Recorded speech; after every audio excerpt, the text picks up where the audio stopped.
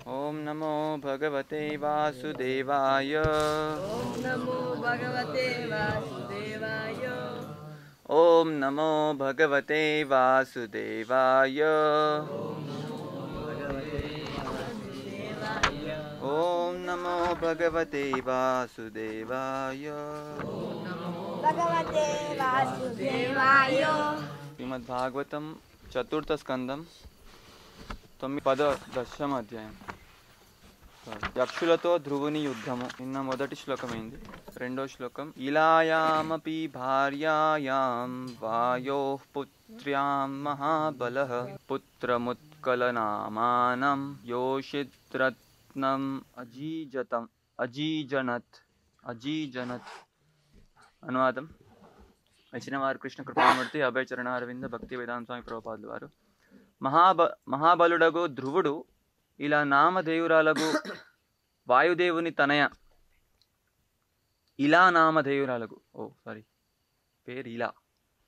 వాయుదేవుని తనయ ఇంకొక భార్యను కలిగి ఉండెను. ఆమె వలన అతడు ఉత్కలుడను పుత్రుని సౌందర్యవతియగు ఒక పుత్రికను బడసెను. ఉత్తమస్త్వకృతోద్వాహో మృగయాయాం బలీయసా హతః పుణ్యజనేనాద్రౌ తన్మాతాస్య గతిం గతా. ధ్రువుని అమంగు సోదరుడగు ఉత్తముడు అప్పటికి ఇంకను అవివాహితుడు ఒకమారు వేటకు వెడలి హిమాలయ ప్రాంతమున ఒక బలవంతుడగు యక్షునిచే చంపబడెను. అతనితో పాటు పిదప సురుచికి కూడా అదే గతి పట్టినది. ఆమె మరణించెను. 4వ శ్లోకం.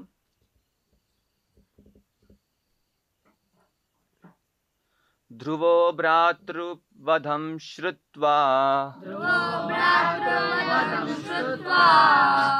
కోపామర్షశుచార్పితః జైత్రం స్యందనమాస్థాయ గతః పుణ్యజనాలయం. ధ్రువో భ్రాతృవధం శ్రుత్వా కోపామర్షశుచార్పితః జైత్రం స్యందనమాస్థాయ గతః పుణ్యజనాలయం.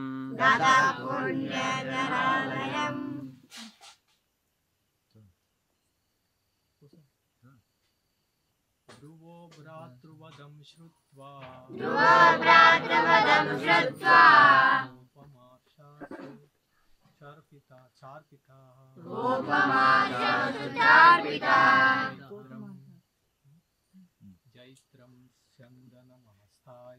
జైత్రం చందనమాస్థాయ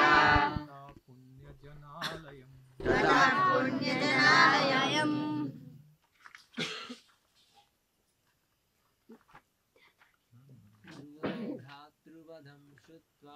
ధ్రువో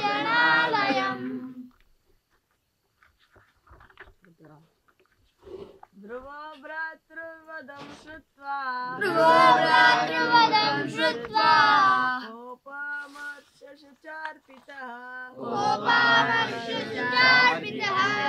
జైత్రం చందనమాస్థాయ గతః పుణ్యజనాలయం.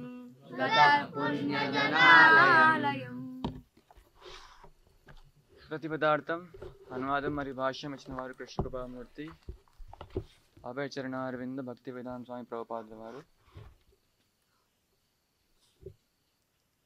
ధ్రువః ధ్రువుడు ధ్రువుడు భ్రాతృవధం భ్రాతృవధం తన సోదరుని సంహారమును తన సోదరు సంహారమును శ్రుత్వా శృత్వా ఆ వార్త విని ఆ వార్త విని కోపము కోపము అమర్ష అమర్ష ప్రతీకారము ప్రతీకారము శుచా శుచా శోకము శోకము అర్పితః అర్పితః నిండినవాడై నిండినవాడై జైత్రం చైత్రం జయప్రదమగు జయప్రదమగు స్యందనం చందనం రథము రథము ఆస్థాయ ఆస్థాయ ఎక్కి ఎక్కి గతః గతః వెడలెను వెడలెను పుణ్యజనాలయం పుణ్యజనాలయం యక్షపురికి.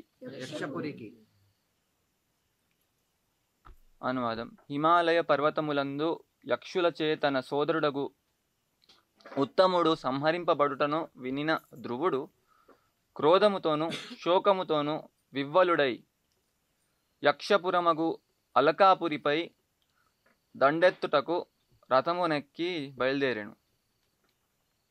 భాష్యము: ధ్రువుడు క్రోధితుడగుట, శోక వివ్వలుడగుట, శత్రువులను ద్వేషించుట అనునవి అతని మహాభక్త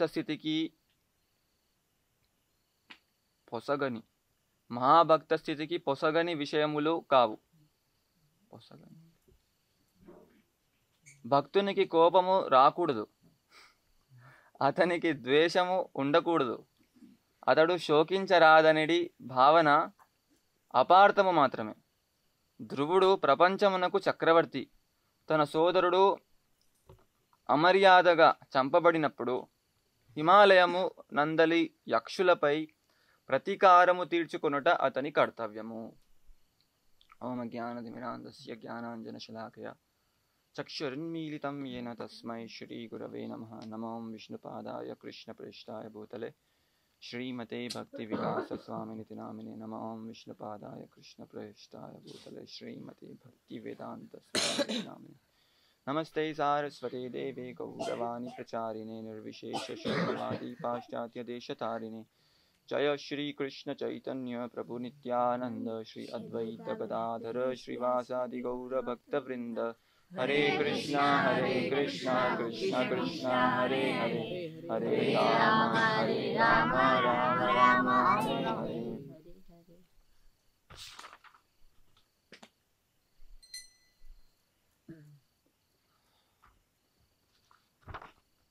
సో ఈ అధ్యాయం మొదటి శ్లోకంలో నిన్న మనం చూసాము, ధ్రువ మహారాజ్ ఈ యొక్క వివాహం జరుగుతుంది. ఎప్పుడైతే ఆయన చక్రవర్తి అవుతారో ఆ తర్వాత ఉత్తానపాద మహారాజ్ ఆయనకు బాధ్యత అప్పగించి చక్రవర్తిగా చేసి బయలుదేరిపోతారు వనానికి. ఆ తర్వాత ధ్రువ మహారాజ్ వివాహం చేసుకుంటారు.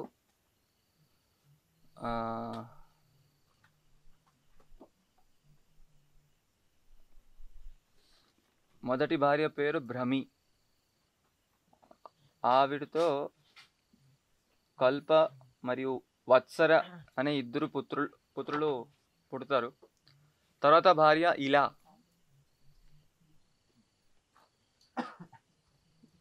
వాయుదేవుని పుత్రిక ఇలాపతి అంటే ధ్రువ మహారాజ్. గురు మహారాజ్ యొక్క ముందు పేరు ఇక్కడ ఉందని నాకు ఇప్పుడు తెలిసింది, ఇలాపతి.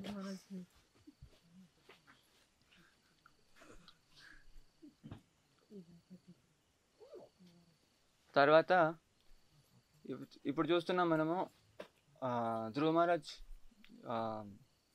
చక్రవర్తి అయిన మొత్తం ప్రపంచానికి. ఆయనకు తమ్ముడు ఉత్తముడు, ఆయన గురించి ముందే విన్నాము. సురుచి యొక్క పుత్రుడు ఉత్తమ. ప్రారంభంలో మనం చూసాము, ఎప్పుడైతే వాళ్ళు చక్రవర్తి కాకుండా చిన్నగా ఉన్నప్పుడు ఉత్తముడు ఆల్రెడీ ఉత్తానపాద మహారాజ్ యొక్క ఓడిలో ఉన్నాడు. ఆయనను చూసి ధ్రువ మహారాజ్ కూడా ఎక్కడానికి ప్రయత్నిస్తే సురుచి వచ్చి చాలా కఠోరమైన వచనాలతో ఆయనకు బాధ పెడుతుంది. ఆయన కోపంతో అక్కడి నుంచి వెళ్ళిపోతారు. ఆ ఉత్తముడు ఆయన ఇప్పటికి వివాహం అవ్వలేదు. ఒక్కసారి ఆయన గురించి ఇప్పుడు ఇంతకుముందు చదివాం మనం. వేటకెళ్తారు క్షత్రియులు, వాళ్ళు వేటకెళ్తూ ఉంటారు. సో వేటకెళ్తే హిమాలయ ప్రాంతంలో అడవిలో ఒక యక్షునిచే చంపబడతారు అన్నమాట. ఆ వార్త వినగానే సురుచి వాళ్ళ తల్లి బాధలో ఆవిడ కూడా శరీరం విడిచిపెడుతుంది. అంటే మేబీ తర్వాత భాషల్లో లేకపోతే ఎక్కడో దీని గురించి ఏంటి కారణం అంటే ధ్రువ మహారాజ్ పట్ల అపరాధం చేస్తారు కాబట్టి వాళ్ళు ఆ గతి పొందుతారు అని నాకు రిఫరెన్స్ లేదు, విన్నాను. మేబీ ప్రభుపాద్ చెప్తారా లేవు ఎగ్జాక్ట్ ఎక్కడ ఉందో. ఎందుకంటే ధ్రువ మహారాజ్ పట్ల ద్వేషభావం అపరాధం జరిగింది కాబట్టి వాళ్ళు సురుచి ఆ గతికి అంటే చనిపోవడం జరుగుతుంది. ఉత్తముడు కూడా చచ్చిపోతారు. సో ఇక్కడ ఆ విషయం విన్నగానే ధ్రువ మహారాజ్కి వెంటనే చాలా కోపం వచ్చేస్తుంది. సో దానికి భాష్యంలో ప్రభుపాద గారు వెంటనే చెప్తున్నారు, ధ్రువ మహారాజ్ అంటే ఇంతకుముందు కోప్పడడం అప్పుడు ఆయన భక్తుడు కాదు, క్షత్రియ స్వభావం. ఆయన పట్ల ఆ కఠోర వచనం సురుచి మాతతో వింటూ ఉంటే ఆయనకు చాలా బాధేసింది. కోపంతో బయలుదేరిపోయారు. అప్పుడు చిన్న వయసులో ఏం చేయలేక. కానీ అప్పుడు ఆయన తపస్సు ఆచరించి తర్వాత భగవంతుడికి దర్శనం పొందారు, మహాభాగవతుడు అయిపోయారు. తర్వాత భగవంతుడి యొక్క దర్శనం పొందిన తర్వాత ఆయన శ్లోకాలు కూడా చూసాం, బాధపడుతున్నారు. ఎందుకని ఆ కోరుకున్నాను, ఎందుకు ఆ ద్వేషం నా మనసులో వచ్చింది, ఎందుకు ఆ కోపం వచ్చింది, బాధపడ్డారు దానివల్ల. తర్వాత ఇప్పుడు రాజు అయిన తర్వాత మళ్ళీ ఎవరైతే సురుచి ఉత్తమ వాళ్ళ గురించే వాళ్ళ వల్లనే అప్పుడు ఆయన ఇంటి వదిలేయాల్సి వచ్చింది, వెళ్ళి అడవిలో వెళ్ళాల్సి వచ్చింది. ఇప్పుడు వాళ్ళు చనిపోవడంతో ఇప్పుడు మళ్ళీ కోపం వస్తుంది. ఆ కోపం ఈ కోపం రెండు ఒకటేనా? ప్రభుపాద భాష్యంలో రాస్తున్నారు, ఒక మహాభాగవతుడు శుద్ధ భక్తుడు సామాన్యంగా జనులు చెప్తుంటారు, మీరు భక్తుడుగా ఉండి ఇలా కోపడతారేంటి? చాలామంది చెప్తుంటారు. మొన్న కూడా ఆదివారం నాడు ఎవరితో వాదిస్తున్నాం మనం. ఒక ఆయన వచ్చాడు కాశీ నుంచి, బాగా అన్ని వేదాలని చదువుకొని వచ్చాడంట, కాషాయం వేసుకున్నాడు. శ్లోకాలన్నీ బాగానే చెప్తున్నారు, కానీ అల్టిమేట్లీ ఎలాగైతే భగవంతుడు చెప్తున్నారు 4.9లో, జన్మ కర్మచ మే దివ్యం ఏవం యో వేత్తి తత్వతః త్యక్త్వా దేహం పునర్జన్మ నైతి మామేతి. సో మామేతి అంటే నన్ను చేరుతాడంటే ఆయన అయిపోతాడు. అక్కడే ట్విస్ట్ వచ్చేసింది. అది వినగానే కోపం వచ్చింది. ఎందుకు మారుస్తున్నాను చదువు ఇక్కడ అనేసి. కోపడగానే మీరు ఎలా కోపడతారు, ఎందుకు కోపడుతున్నారు మీరు? కోపడడం మంచిది కాదు, కానీ కోపడడం దేనికోసం మంచిది కాదు, దేనికోసం మంచిది అది అర్థం చేసుకోవాలి. ఇప్పుడు అనవసరంగా కోపడడం అది మంచిది కాదు. అనవసరంగా ఎవరేం చెప్తే లేకపోతే ఎవరైనా మన గురించి విరుద్ధంగా చేస్తే మాట్లాడితే వెంటనే కోపం వస్తుంది, అది సరైనది కాదు. అది దేనివల్ల వస్తుందంటే దాని వెనకాల కారణం తెలుసు.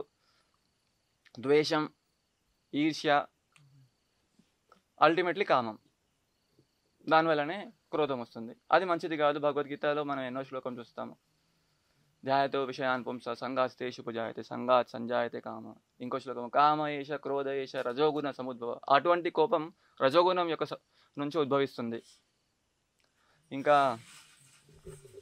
డీటెయిల్గా వెళ్తే 16వ అధ్యాయంలో ఇంకా భగవంతుడు అటువంటి క్రోధం గురించి దైవ అసుర లక్షణాల్లో చెప్తున్నారు. అసుర లక్షణం కామ క్రోధ పరాయణ అని శ్లోకం వస్తుంది.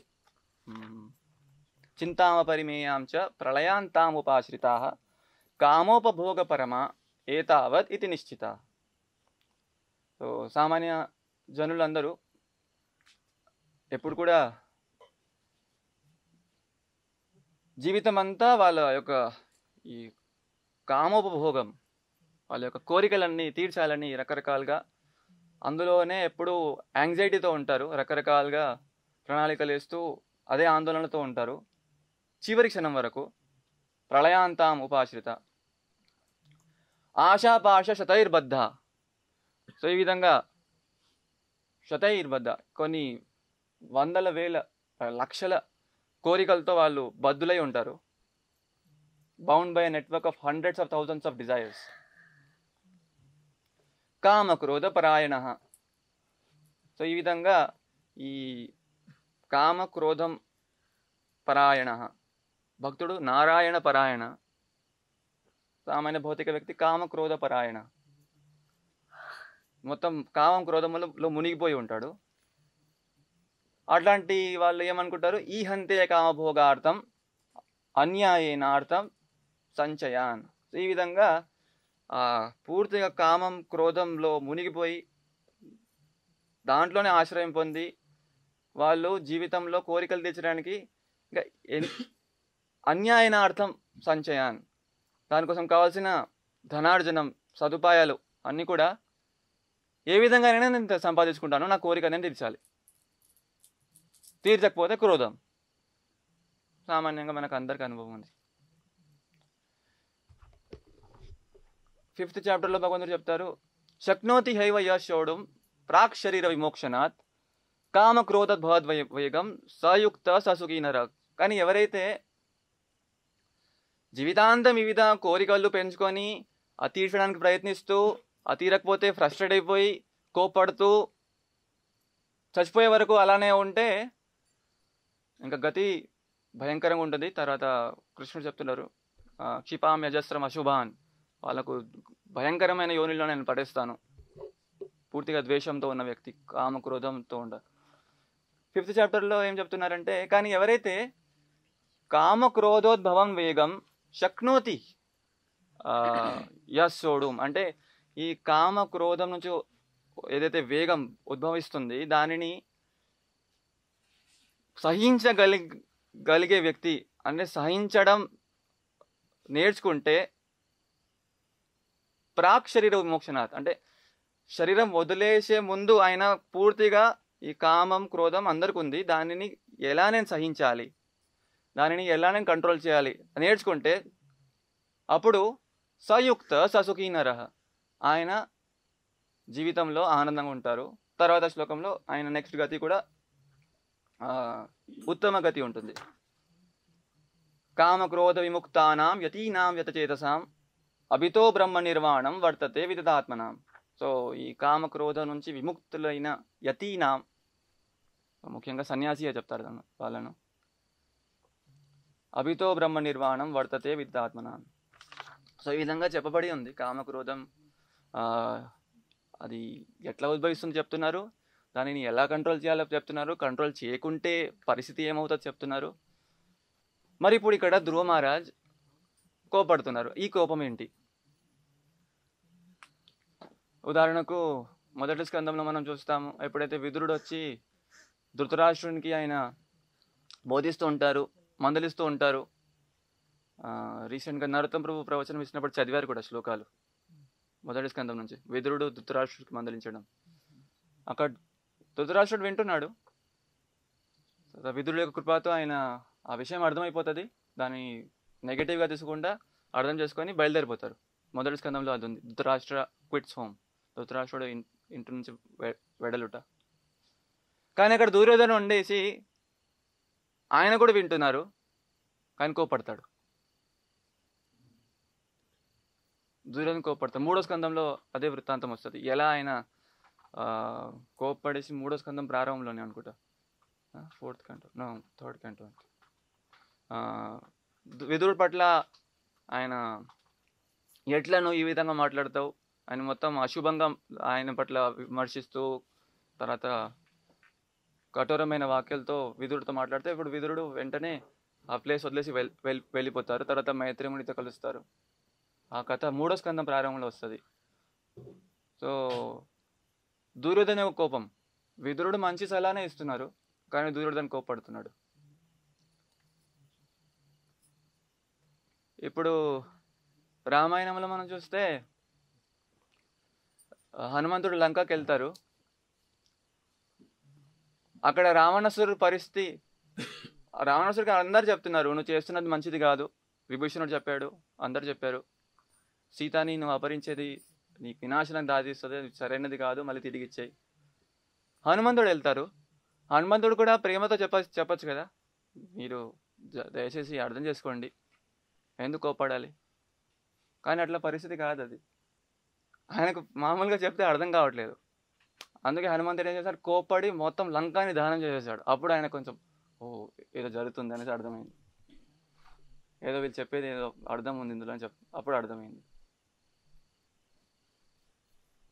సో ఈ విధంగా శాస్త్రంలో ఎన్నో ఎగ్జాంపుల్స్ ఉన్నాయి. ఇంకో ఎగ్జాంపుల్ కోపడడానికి 9వ స్కందంలో శౌబరిముని యొక్క కథ వచ్చినప్పుడు, శౌబరిముని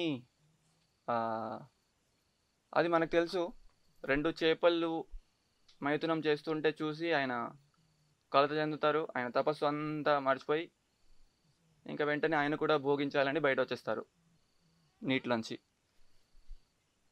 దానికి వెనకాల కారణం అక్కడ భాష్యంలో ప్రభుపాదారు చెప్తారు, ఎందుకంటే ఆయన గరుడు పట్ల అపరాధం చేస్తారు కాబట్టి ఆయన యోగ బలం అంతా పోయింది అక్కడ. వెంటనే ఆ అపరాధం యొక్క ఫలితం. సో ఏం అపరాధం చేస్తారు, అదే కోపడడమే. గరుడదేవ్ వచ్చి చేపల్ని పట్టుకొని తింటూ ఉంటే శౌబరిమునికి చూసి వెంటనే కోపం వచ్చేస్తుంది, ఎందుకు అనవసరంగా చేపల్ని చంపుతున్నాడు అనేసి. అంటే ఎవరి పట్ల కోపడుతున్నాడు పట్టించుకోలే. సో ఈ కోపం సరైనది కాదు, ఆయన వినాశనానికి దారి చేసింది. ఎంత తపస్సు ఆచరించినా వేస్ట్ అయిపోయింది.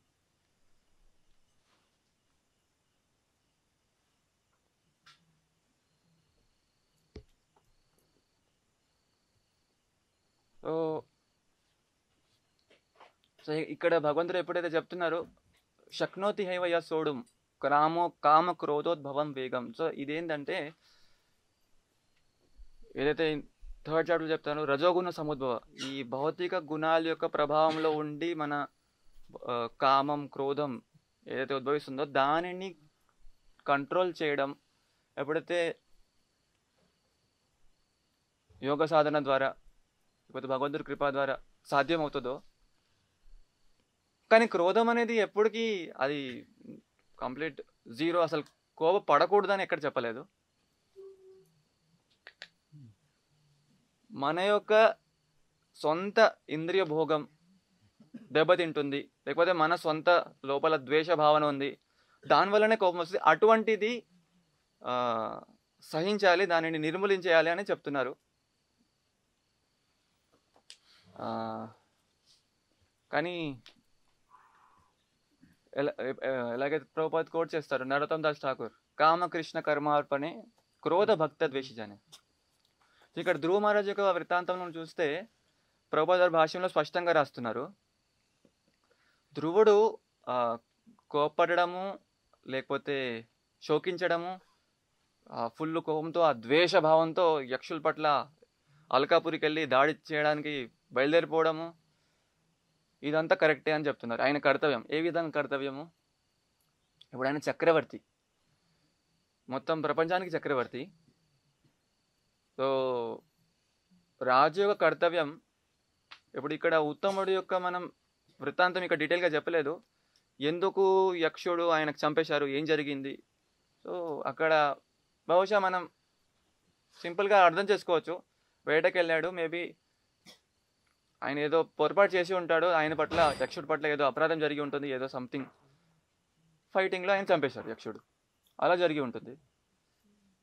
సో ఒకవేళ ఇక్కడ ఉత్తముడిది తప్పు ఉన్నా తప్పు లేదా అది అని పట్టించుకోకుండా ఉత్తముడిని చంపాడు అని కోపడేసి బయలుదేరిపోయి ఇంకా వాళ్ళని చంపేస్తాననేసి నిజంగానే చంపేస్తారు, చాలామంది చంపేస్తారు. మనం చూస్తాం తర్వాత శ్లోకాల్లో. తర్వాత కుబేరుడు వచ్చి ఆపుతారు.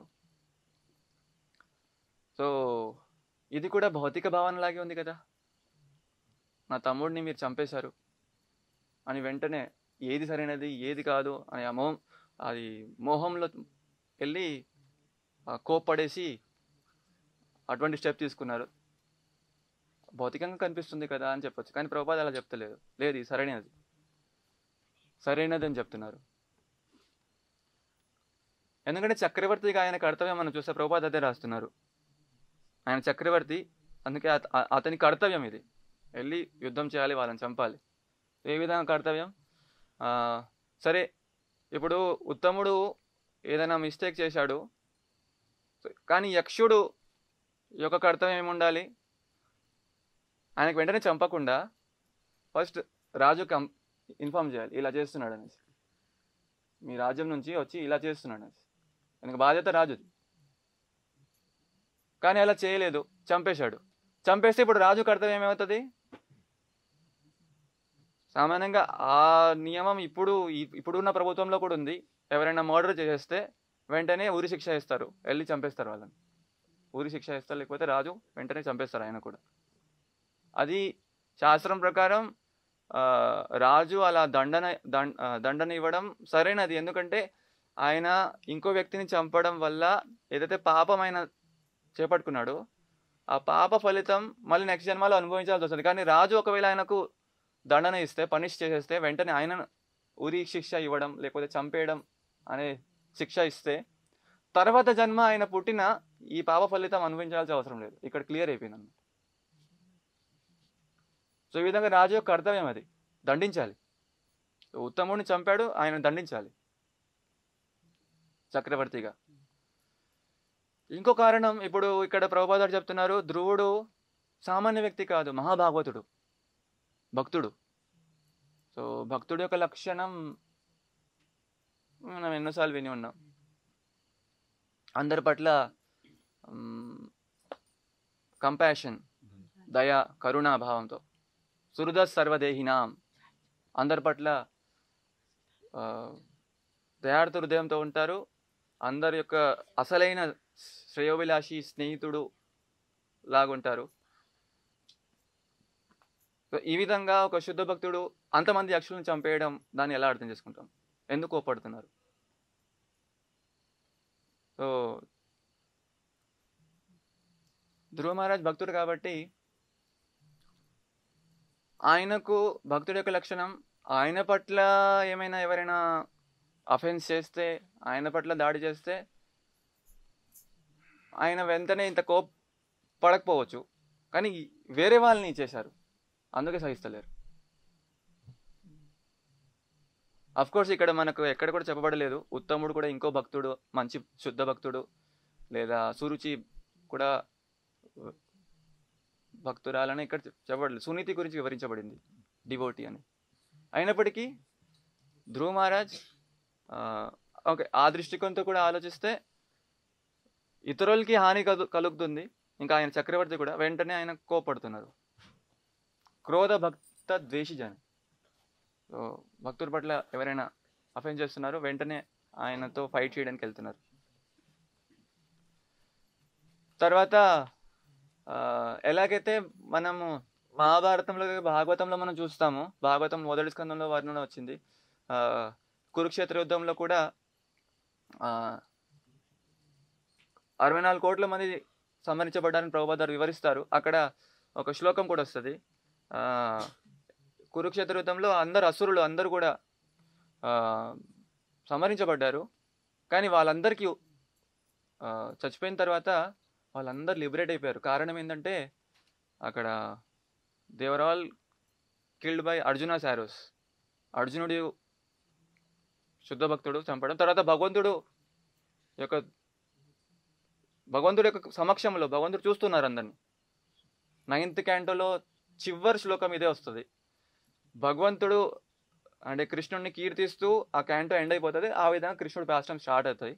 సో కృష్ణుడు జస్ట్ చూడడంతోనే అంతమంది కోట్ల మంది యొక్క ఆయుష్ని తగ్గించేశారు, అంతమందిని ఉద్ధరించేశారు, వైకుంఠాన్ని పంపించేశారు జస్ట్ చూడడంతోనే కురుక్షేత్ర యుద్ధంలో.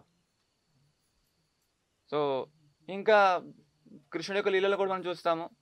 కృష్ణుడు ఎప్పుడైతే అసురుల్ని చంపుతున్నారో, సంహరిస్తున్నారో, వాళ్ళు ముక్తి పొందుతున్నారు, భగవంతుడి యొక్క ధామానికి వెళ్ళిపోతున్నారు. అదేవిధంగా భక్తుడి చేతిలో చంపబడినా కూడా ఉన్నత లోకానికి వెళ్తారు. సో ఇక్కడ తర్వాత శ్లోకాల్లో మనం చూస్తాం, ఎంతోమంది యక్షుల్ని ధ్రువ మహారాజ్ కోపంతో చంపేశారు. యక్షులకి ఏం దుర్గతి దొరకలేదు, వాళ్ళు ఉన్నత లోకం డైరెక్ట్ బ్రహ్మలోకానికి వెళ్ళిపోయారు వాళ్ళు. అంటే యక్షులు అంటే వాళ్ళు కూడా అసుర స్వభావమే, యక్షులు అసురుల కిందకే వస్తారు వాళ్ళు. కానీ ధ్రువ మహారాజ్ ఇక్కడ విశుద్ధ భక్తుడు, మహాభాగవతుడు, ఆయన చేత వాళ్ళు చచ్చిపోయారు. సో సో అది కూడా వాళ్ళకి అదృష్టం, ఉన్నతమైన లోకానికి వెళ్ళారు. అంతే, ఇక్కడ పరిపాటి ఇంతే ఉంది. ఇంకా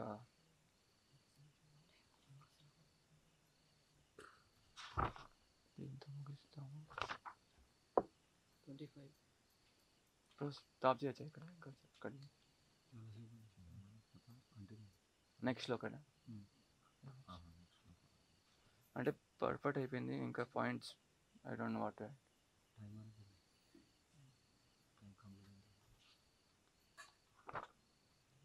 లేకుంటే మీరు ఎవరైనా చెప్పాలంటే లాస్ట్ సెంటెన్స్ ధ్రువుడు ప్రపంచమునకు చక్రవర్తి. తన సోదరుడు అమర్యాదగా చంపబడినప్పుడు హిమాలయమునందలి యక్షులపై ప్రతీకారం తీర్చుకొనుటకు అతని కర్తవ్యము. అమర్యాదగా అంటే కర్తవ్యం ఎందుకు అంటున్నారంటే మేబీ బికాస్ ఆయన మొత్తం ప్రపంచానికి చక్రవర్తి. సో ఒకవేళ ఆయన ఆ విధంగా యక్షుల్ని చంపకపోతే ప్రజలకి ఆ శ్రద్ధ పోతుంది రాజులో. ఆయన సొంత తమ్ముడు చంపారు కానీ ఏం యాక్షన్ తీసుకోలేదు ఆయన. Bad example. సొంత తమ్ముడు చనిపోయాడు కానీ ఏం శత్రుని ఏం చేయలేదంటే అది కూడా మంచిది కాదు కదా. ప్రజలకి ఏం రక్షిస్తారు. ఆ విధంగా కూడా ఆయన ఒక కర్తవ్యం అది. అందుకే ఆయన అటాక్ చేయాల్సి వచ్చింది. ఆయన బ్రహ్మలోకానికి వెళ్తారని లెక్చర్స్లో విన్నాను.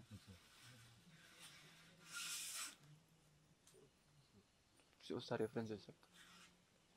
అయితే ఇప్పుడు చక్రవర్తిగా ఒక డౌట్ ఏంటంటే ఆయన చక్రవర్తిగా శిక్షించాడు ఆయన్ని, కానీ చాలా మందిని చంపేస్తారు. అదే అప్పుడు కుబేరుడు వచ్చి ఆపుతారు. చాలు ఇంకా బ్రహ్మ కూడా. సో అది ఎలాగా అంటే ఇప్పుడు మరి ఇప్పుడు మహాభాగవతుడు కానీ సంహరించినప్పుడు ఆ తప్పు ఎవరికైతే వాళ్ళకి దండిస్తాం. ఎన్ని వేల మంది టోటల్ ఒకరిని కాకుండా మొత్తం యక్ష సామ్రాజ్యాన్ని. అదే చెప్తాను, నువ్వు కావాల్సిన ఏదైతే నువ్వు రివెంజ్ తీసుకోవాలనుకుంటున్నావు అది అయిపోయింది, ఇంకా ఆపేయచ్చు, ఇక్కడికి ఆపేయని అంటారు. అంటే ఇది ఎట్లా అర్థం చేసుకోవాలి? ఈ ధ్రువ మహారాజు ఒక ఈ మూడు ఎంతమంది సంహరించారు మీరే చెప్తారు. అంటే అది క్షత్రియ స్పిరిట్. కొన్నిసార్లు anger can go out of control. ఇప్పుడు హనుమంతుడు కూడా రావణుడి మీద కోపడతాడు, మొత్తం లంకాని దానం చేసేస్తాడు. వాళ్ళందరూ రాక్షసులే కదా, వాళ్ళందరూ రాక్షసులు. యక్షులు కదా కుబేరుని కింద. యక్షులు కూడా రాక్షసుల కిందే వస్తారు. యక్ష రాక్షస డిఫరెంట్ కేటగిరీస్. కుబేరుడు దేవత. యక్షుల గురించి ఏమన్నా చెప్పండి. యక్షుడు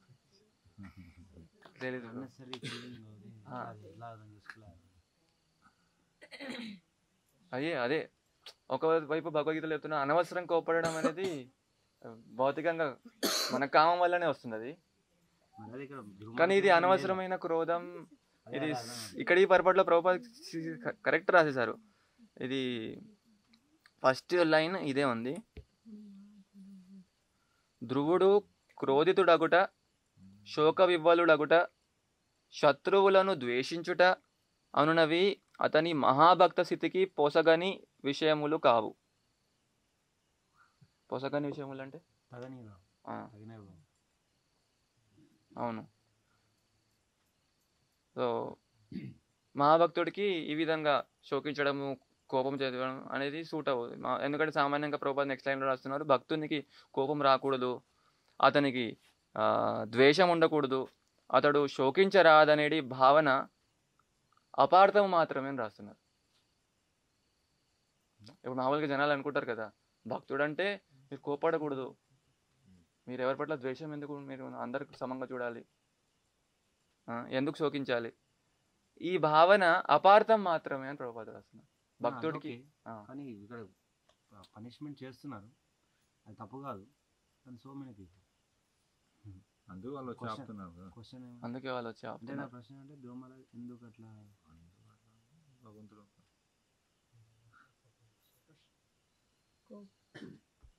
కొన్నిసార్లు control can go out of anger can go out of control. అది చెప్పలేము. అది ధ్రువ మహారాజ్ పట్ల చెప్పలేము అది మనం. అంటే యూజువల్లీ ఇప్పుడు డివోటీస్ యొక్క ఎక్స్పీరియన్స్ చూస్తే ఇప్పుడు మన ఎక్స్పీరియన్సే ఇప్పుడు చాలాసార్లు చూసాను ప్రభు తిడుతూ ఉంటే నా మీద కోపంతో తిడుతున్నట్టే ఉంటుంది. నా వైపు చూస్తే నాకు తిడతారు. పక్కన ఇప్పుడు ఈ ప్రభు వస్తే ఆయనతో నార్మల్గానే మాట్లాడతారు, మళ్ళీ నా వైపు తిడితే మళ్ళీ నాకు తిట్లు కంటిన్యూ అవుతుంది అనమాట. ఆ కోపం వేరే వాళ్ళు చూపిస్తలేరు. ప్రభుపాది కూడా ఎన్నో పాస్ట్ టైమ్స్ ఉన్నాయి ఇట్లా. ఒకరు మందిస్తూ ఉంటారు, వెంటనే నెక్స్ట్ పర్సన్తో మామూలుగానే ఉంటారు. సో అది నాట్ మెటీరియల్ యాంగర్ కాదు అది, కానీ ఇక్కడ కంట్రోల్ తప్పిపోయింది. డౌట్ ఏం లేదు, మెటీరియల్ యాంగర్ అది కాదు. అది కాదు, కానీ కంట్రోల్ తప్పిపోవడం ఎందుకు అనేసి అర్థం కావట్లేదు. వైష్ణవేర క్రియాముద్ర ముందు ముందు చెప్తారు ఎందుకు పర్పట్స్లో చదవాలి చాలా రోజులు అయిపోయింది. శ్లోకాలలో వివరణ ఉంటుంది. ఇప్పుడు మనకు వచ్చిన క్రోధం సరిగైన క్రోధమా కాదా, ఎట్లా మన క్రోధం వస్తుంది పర్సనల్గా, అది సరిగైన క్రోధమా కాదా ఎట్లా అర్థం? పర్సనల్గా రావడం అంటే నాకు అర్థమైన వరకు ఇప్పుడు నాకు వెంటనే కోపం వస్తుంది, ఎందుకంటే ఎప్పుడైతే ఈగో హర్ట్ అవుతుందో that is not correct anger. ఇప్పుడు నాకు ఎవరైనా చెప్పారు, లేకపోతే నాకు ఇది కావాలి కానీ నాకు దొరకలేదు, ఎప్పుడైతే నేను అని సెంటర్ ఉందో అక్కడ కోపం వస్తుంది. అది ఆబ్వియస్లీ రాంగ్.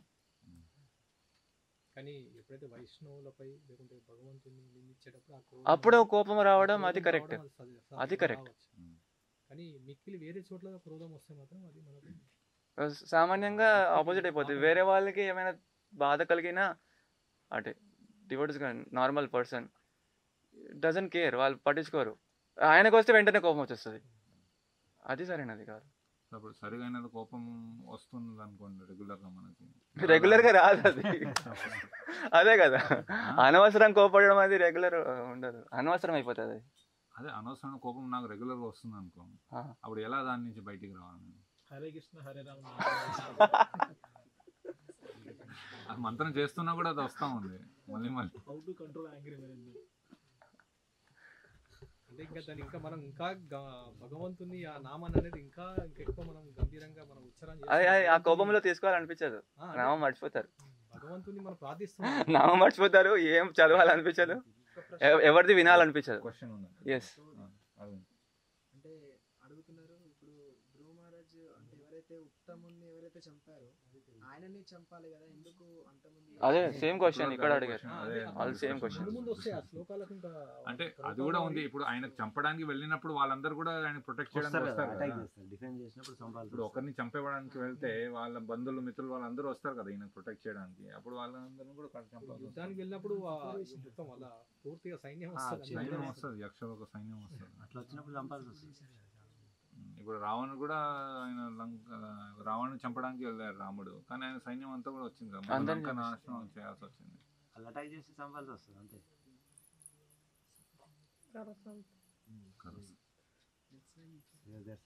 కృష్ణుడితో కూడా అంతే, జరాసంధతో ఫైటింగ్ చేస్తుంటారు, వచ్చిన సైన్యం అంతా నాశనం చేస్తుంటారు 18 times. కానీ కలయమునుడా అతను ఉన్నాడు ఒక్కడు,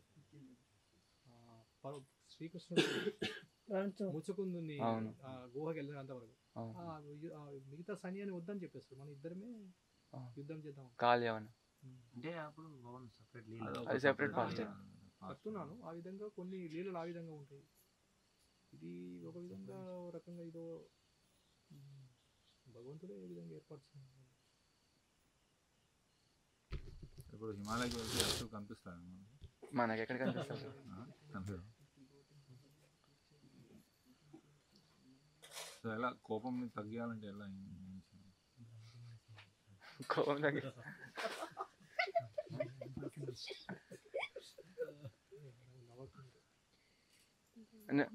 బెటర్ ప్రాక్టికల్ ప్రాక్టీస్ ఆ సిచ్యువేషన్ నుంచి దూరం వెళ్ళిపోవడం, లేదంటే ఎక్కువ అవుతుంది. కృష్ణ ఇప్పుడు అక్కడ ఉంటుంటే ఇగ్నైట్ అవుతుంది, బెటర్ గో అవే. మామూలుగా ప్రాక్టీస్ ఏంటంటే ఇప్పుడు బయట ఏంటంటే ఇప్పుడు బాగా కష్టపడి చదువుతున్నాను కానీ ఎగ్జామ్ ఫెయిల్ అయిపోయాను, ఫ్రస్ట్రేషన్ వస్తుంది, కోపం వచ్చేస్తుంది, ఇది చేయలేకపోతున్నాను, లేకపోతే ఒక రీజన్. దానికి ఏం చేస్తారంటే ఆ కోపంలోనే లేకపోతే డిప్రెషన్ వల్లనే, యాంగర్ ఈజ్ ద రీజన్, ఎవరికో హాని చేస్తారో, చేయలేకుంటే వాళ్ళని వాళ్ళే హాని చేసుకుంటారు. సూసైడ్ చేసుకోవడం, లేకపోతే హెల్త్ పాడు చేసుకోవడం, కట్ చేసుకోవడం, ఏదో చేస్తూ ఉంటారు. కానీ డివోటీస్ మధ్యలో కూడా కోపం వస్తే మామూలుగా ఏం చేస్తారంటే వెళ్ళి పడుకుంటారు. 2-3 రోజులు పడుకుంటారు. ఒకరం తెలుసు మాకు. అంటే ఇంకొకటి కూడా దీనికి చెప్పొచ్చు. పడుకుంటే మళ్ళీ మైండ్ రిఫ్రెష్ అయిపోతుంది. అని ముఖ్యంగా ఈ మౌనం వహించ కూడా ఆ టైంలో ఏమనకుండా మౌనం వహించాలి. ఆ టైంలో అది పెద్ద ప్రాక్టీస్, చాలా కష్టం. అందుకే దూరం వెళ్ళిపోవాలి. లేదు, అవుతుంది. తన ప్రయత్నం చేస్తే అవుతుంది. అంత సులువైంది కాదు. అంటే నేను నా గురించి మాట్లాడుతున్నా. నీ గురించి అని కాదు, ఇప్పుడు నా గురించి అయినా కూడా ఎవరైనా కానీ ఆ టైంలో మనం సైలెంట్ అయి ఉన్నాం అనుకో, మౌనం కూడా మనల్ని కానీ మనకు అనిపిస్తుంది, చల్లార్చు. కానీ మనకు అనిపిస్తుంది లేదు అతను తప్పు ఉంది, అది ఆయనకు అర్థం అవ్వాలి ఆయన తప్పు అనేసి. సో అందుకే మనం కోపం ఇంకా మనం తగ్గాము అనమాట. మనమే రైట్, అతనే తప్పని ఆయనకు అర్థం చేపేయడానికి మనం ఇంకా కోపడుతూ ఉంటాం. ఇంకా ప్రూవ్ చేయాలి నేను. సపరేట్ అంటే అది కరెక్ట్ ఆ విధంగా చేయడం ఎట్లా?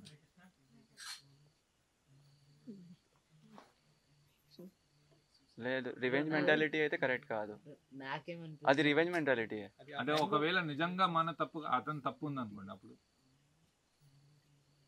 అదని తప్పుంటే మనం ఒక వినమ్రంగానే మనం అతనికి. అంటే నా ఎక్స్పీరియన్స్ ఏంటంటే తర్వాత వ్యక్తి తప్పు ఉంది, బట్ కోపం వచ్చేస్తుంది, నేను చేయలే కానీ నాకెందుకు చెప్తున్నారు, చేసింది అతను కదా, అది వస్తుంది కోపం. కానీ ఆ పొజిషన్లో మనం ప్రూవ్ చేయలేము, ఏం చేయలేము.